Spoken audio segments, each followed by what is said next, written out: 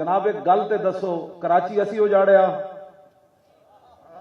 سندھ اسی اجاڑیا، ملک نو مقروض اسی بنایا، دنیا تے ساڈا پاسپورٹ ویکھ کے تے ساری دنیا ہسدی اسی کیتا ہے۔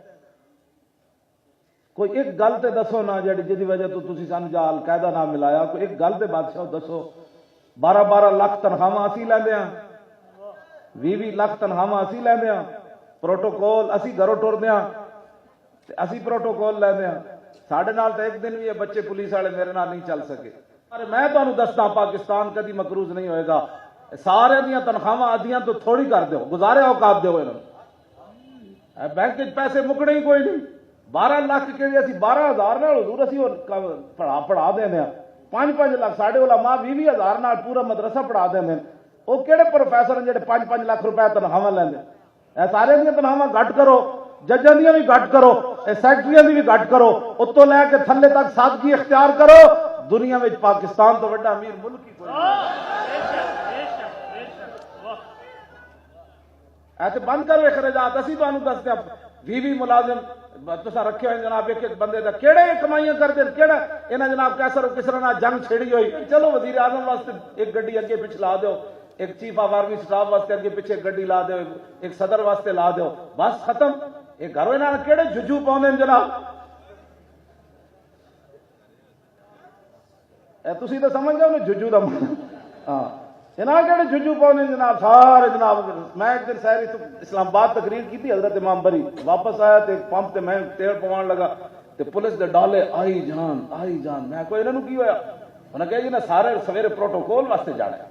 میں کہا مارو انہوں گولی، پروٹوکول کس واسطے جانا ہے؟ سارا تیل تسی پی جاؤ، سارے خرچات تسی کھا جاؤ، سارا ملک لٹ کے تسی کھا جاؤ۔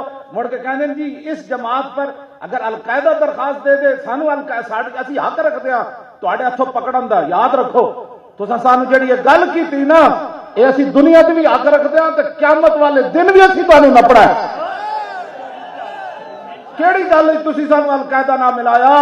دسو اسی کیڑے القاعدہ والا کام کیتا ہے؟ القاعدہ بھی تہاڈی ساریاں گنڈے تسی اے تے تسی چاہندے سی کہ لبیک دے اندر بھی اس طرح دی کوئی بات ہوئے، لیکن لبیک دی قیادت اے بیٹھے نے، تسی بیٹھے ہو، اتنا خلوص ہے دے وچ کہ ہر طریقہ تسی استعمال کیتا، لیکن رب ہے وما تشاؤون الا ان یشاء اللہ۔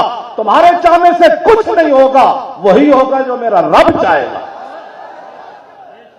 بالکل اسی سر چک کے جیو، سر چک کے جیو۔ اسا کیڑا جرم کیتا ہے؟ تسی اس ملک دے رہن دے حقدار ہی نہیں، نکل جاؤ۔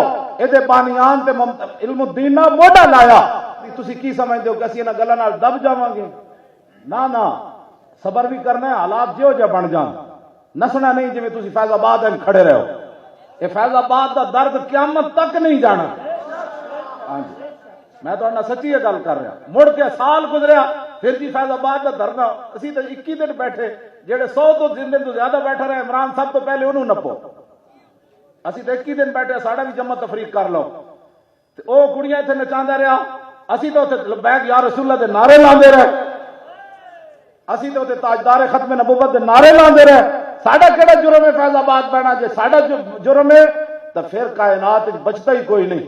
اے کیڑیاں گلاں تسی نہیں دین پڑھیا تو پھر دین پڑھو، سانو دین مت سمجھاؤ۔ جس طرح پیر صاحب نے فرمایا مطلق نو مطلق پڑھ رہا ہے، تو تے بھی پڑھنا نہیں ہے۔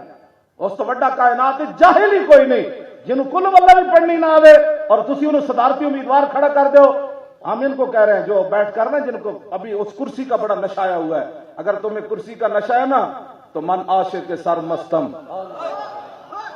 غازی علم الدین شہید نو استاد عشق لہر سی نا، مسلم لیگ دا، اس ویلے دا مسلم لیگ جڑی سی، او دا ترانے لکھدا ہوندا سی۔ وہ غازی علم الدین نو میاں والی جیل ملن گیا تو کہنے لگا غازی کوئی سنا تے صحیح شعر۔ انہیں کہا سن۔ پھر غازی پتہ کی شعر پڑھیا، ویکھ کی بھی نہیں سی قرآن، لیکن اندر فارسی بھی آ گئی سی انہوں۔ وہ کہنے لگا من عاشق کے سر مستم از دار میندیشم، پروانہ جاں بازم از نار میندیشم۔